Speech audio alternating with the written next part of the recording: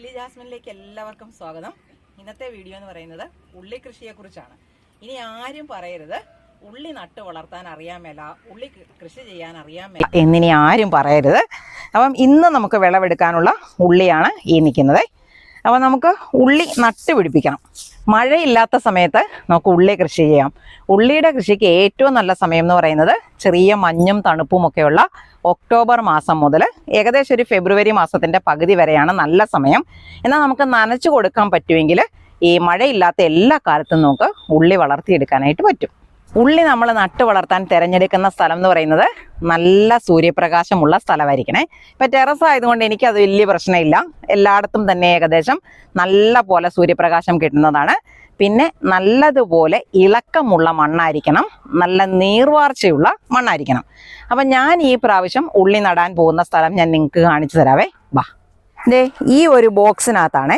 ഇത് നമ്മൾ കൂർക്ക നട്ടിരുന്ന സ്ഥലമാണ്. അപ്പോൾ കൂർക്കയുടെ സമയം കഴിഞ്ഞല്ലോ. ഇത് കണ്ടോ, കൂർക്ക കണ്ടോ, പറ്റി പിടിച്ചിരിക്കുന്നുണ്ടോ. അപ്പം നമുക്ക് കൂർക്കയെല്ലാം ഒന്ന് വിളവെടുക്കണം.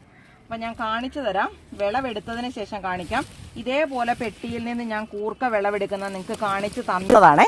കണ്ടോ, ഇത് കണ്ടോ, നല്ല മുട്ടൻ കൂർക്ക കേട്ടോ. ഇതെല്ലാം കൂടെ ഞാനൊന്ന് വിളവെടുത്തിട്ട് നിങ്ങൾക്ക് കാണിച്ചു. ഇത് കണ്ടോ, എടുക്കാനുള്ള സമയം താമസിച്ചത് കൊണ്ട് ഇത് ചെയ്യാൻ തുടങ്ങുന്നുണ്ടോ.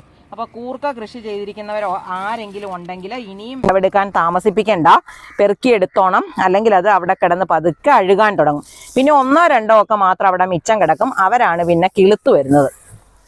ഇവിടെ ഉള്ളത് ഞാൻ പെറുക്കിയെടുത്തിട്ട് കാണിക്കാം കേട്ടോ. ഇനി നമുക്കിത് ഈ കൂർക്കയുടെ തണ്ടങ്ങ് മാറ്റിക്കളയാം കേട്ടോ. കുറച്ച് കൂർക്ക ഇതിനകത്തുള്ളൂ.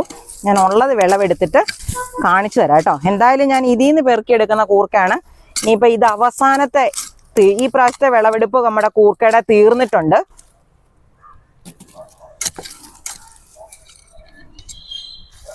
അപ്പോൾ നമുക്കിതേ ഇത്രയും കൂർക്കയാണ് ഇവിടെ നിന്ന് കിട്ടിയത് കേട്ടോ.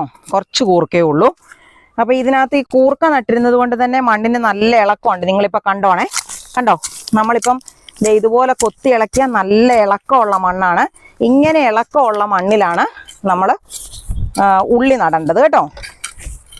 പിന്നെ നമ്മൾ ചെയ്യുന്നതെന്ന് പറഞ്ഞാൽ ഉള്ളിക്ക് എപ്പോഴും നല്ല പോലെ അടിവളം ചേർത്ത മണ്ണിൽ വേണം നടാൻ. അപ്പം ഞാൻ എൻ്റെ ഈ മണ്ണ് നല്ല പോലെ കിളച്ചിളക്കിയിട്ട് ഞാൻ ചെയ്യുന്നതെന്ന് പറഞ്ഞാൽ ഇത് ചാണകപ്പൊടിയാണേ.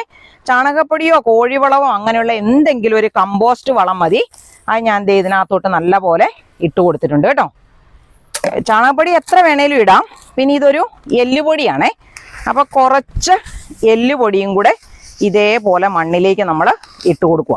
ഇതിനകത്ത് കുറച്ചേ ഉണ്ടായിരുന്നുള്ളൂ. പിന്നെ ഇത് വേപ്പും പിണ്ണാക്കാണേ. മണ്ണിൽ നിന്നുള്ള രോഗങ്ങളൊക്കെ വരാതിരിക്കാൻ വേണ്ടിയിട്ട് നമ്മൾ ചേർക്കുന്നതാണ്. അപ്പോൾ കുറച്ച് വേപ്പിൻ പിണ്ണാക്കും കൂടെ ചേർത്തു. ഇനി നമ്മൾ ചെയ്യുന്നത് ഈ മണ്ണിനെ നല്ലവണ്ണം ഒന്നും കൂടെ കൊത്തിയിളക്കും. അപ്പം വളം എല്ലായിടത്തും ഒരേപോലെ വ്യാപിക്കും കേട്ടോ. അങ്ങനെ വരാൻ വേണ്ടിയിട്ടാണ് നമ്മൾ ഈ വളം ചേർത്തിട്ട് മണ്ണിനെ കൊത്തിയിളക്കി ലെവലാക്കി എടുക്കുന്നത് കേട്ടോ. കണ്ടോ, ഇനി ഇതിനകത്തെ കല്ലും കട്ടയുള്ളതൊക്കെ ഒന്ന് പെറുക്കി മാറ്റിക്കോണം. മണ്ണ് കട്ട പിടിച്ചാന്ന് തോന്നിയത്. ഇത് ഒരു കട്ടക്കഷ്ണമുണ്ട്, അത് ഞാനങ്ങ് മാറ്റുക. ബാക്കിയെല്ലാം മണ്ണാണേ. നമ്മളിവിടെ സ്ഥിരമായിട്ട് എന്തെങ്കിലുമൊക്കെ കൃഷി ചെയ്യുന്നവരാണല്ലോ. അപ്പം ഇത് ഞാൻ മാറ്റുക. ഈ ഉള്ളിവിത്താണ് ഇവിടെ നടുന്നത്. ഇതുപോലെ ഇപ്പം നല്ല ഇത് കടയിൽ നിന്ന് വാങ്ങിച്ചുകൊണ്ട് വന്നിരിക്കുന്നതിനകത്തെ നല്ല ഉള്ളിവിത്താണ്. ഇനി ഇങ്ങനെയുള്ള ഉള്ളിവിത്തല്ല. നമ്മളിപ്പം അടുക്കളയിലൊക്കെ ആണെങ്കിൽ പാചകം ചെയ്യാനായിട്ട് ഉള്ളി വാങ്ങിച്ചിടുന്നിടത്ത് തണുപ്പൊക്കെ വരുന്ന അവസരത്തിൽ അവർ തന്നെത്താനെ മുളയ്ക്കും.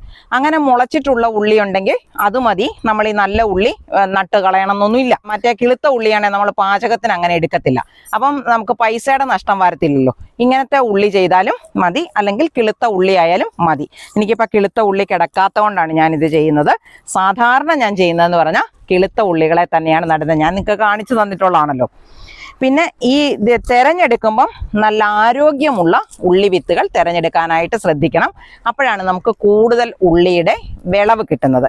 പിന്നെ നമ്മൾ ചെയ്യുന്നതെന്ന് പറഞ്ഞാൽ ഈ ഉള്ളിയെ ഏകദേശം ഒരു 15 സെൻറ്റിമീറ്റർ വരെ, അല്ലെങ്കിൽ ഒരു 10 സെൻറ്റിമീറ്റർ എങ്കിലും അകലമിട്ടിട്ട് നടണം കേട്ടോ.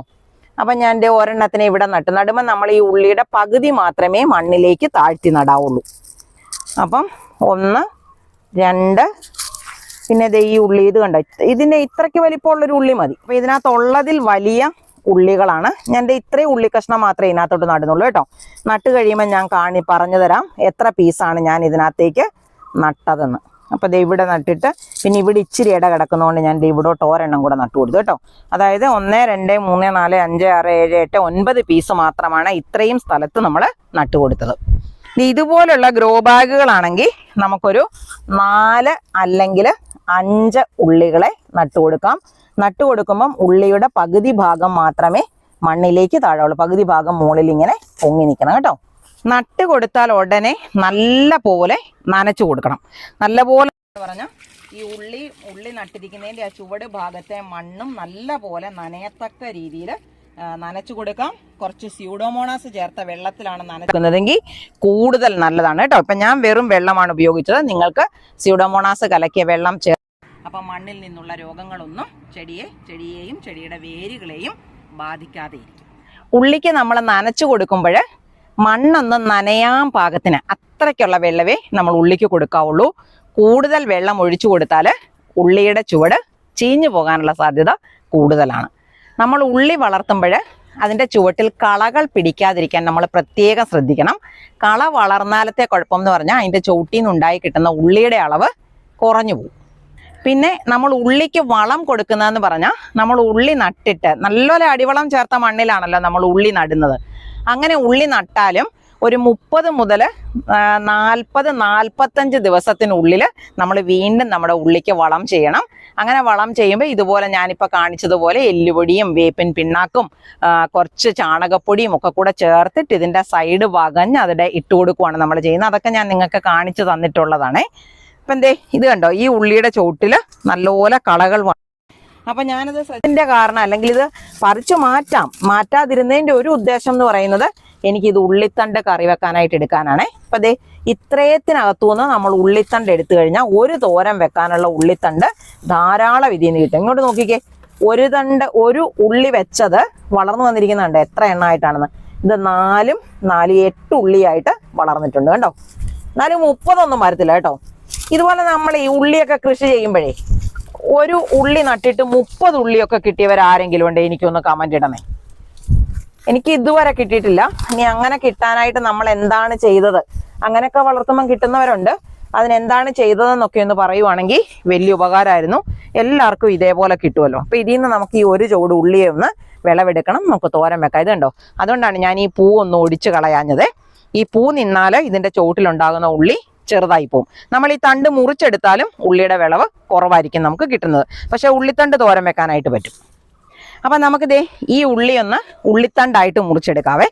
അപ്പം എനിക്ക് നാളെ തോരൻ വെക്കാനായിട്ട് ഉപയോഗിക്കാനായിട്ട് പറ്റും. അപ്പം ഞാൻ ഇങ്ങനെ തന്നെ മുറിച്ചെടുക്കുക. ഉണ്ടോ, ഇത് കണ്ടോ, ഇതിനകത്ത് ഉണങ്ങിയതൊക്കെ അങ്ങ് കളഞ്ഞോണം. നല്ല കട്ടിയുള്ള ഉള്ളിത്തണ്ട് മാത്രം നമുക്ക് തോരൻ വെക്കാനായിട്ട് എടുത്താൽ മതി.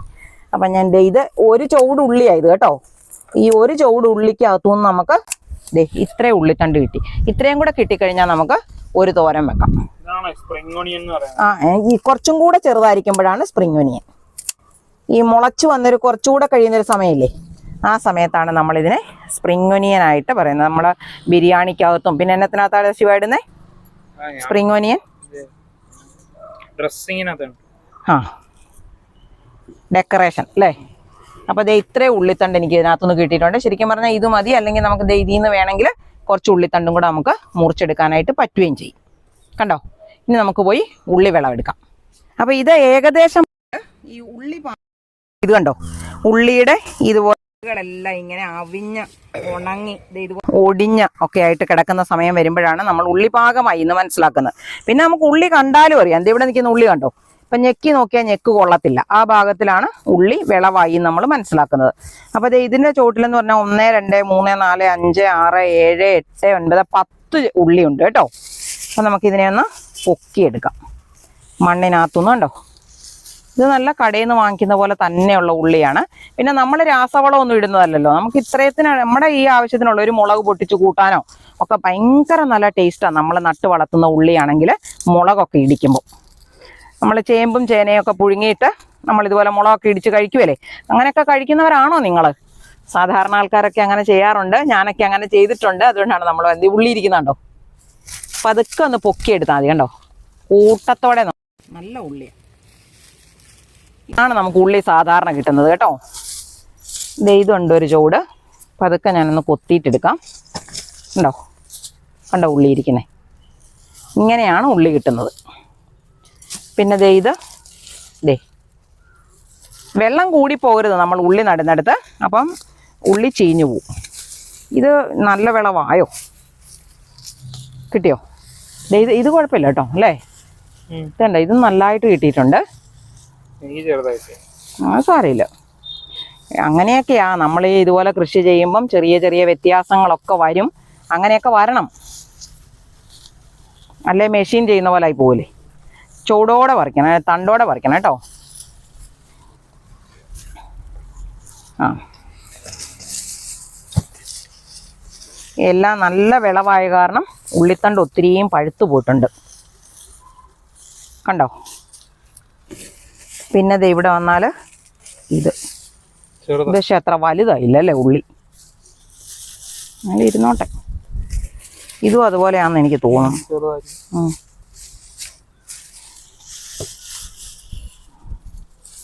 തീർന്നോ?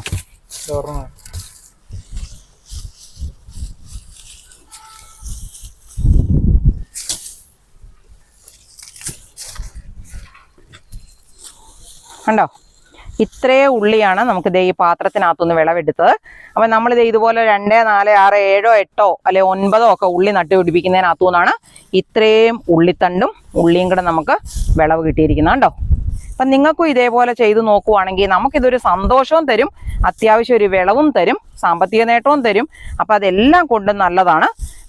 നമ്മളിങ്ങനെ ഉറങ്ങാനൊക്കെ എടുക്കുന്ന സമയം, ഉറങ്ങാൻ എന്ന് പറഞ്ഞാൽ പകൽ സമയത്തൊക്കെ ഉറങ്ങുകയൊക്കെ ചെയ്യുന്നത് പലതരത്തിലുള്ള രോഗങ്ങളും ആരോഗ്യക്കുറവും ഒക്കെ നമുക്കുണ്ടാക്കും. ആ സമയത്തൊക്കെ നമ്മൾ ഇതേപോലുള്ള സന്തോഷം തരുന്ന ചെറിയ ചെറിയ കാര്യങ്ങൾ ചെയ്യുവാണെങ്കിൽ നമുക്ക് ഇതുപോലെ വിളവ് കിട്ടുമ്പം ഒത്തിരി സന്തോഷിക്കാനായിട്ട് പറ്റും. ഉണ്ടോ, പച്ച നിറത്തിലുള്ള പയറ്, വയലറ്റ് നിറത്തിലുള്ള പയറൊക്കെ പറിച്ചെടുക്കാനുണ്ട്. എന്നാൽ അതും കൂടെ നമുക്കൊന്ന് പറിച്ചെടുത്താലോ. ഉള്ളി വിളവെടുത്ത് നിങ്ങളൊക്കെ കണ്ടല്ലോ. ഇതേപോലെ എല്ലാവരും ഉള്ളി വിളവെടുക്കാനും നട്ടുപിടിപ്പിക്കാനും ഒക്കെ ശ്രമിക്കണം. ഇതേപോലെ മറ്റൊരു നല്ല വീഡിയോയുമായി നമുക്ക് അടുത്ത ദിവസം വീണ്ടും കാണാം.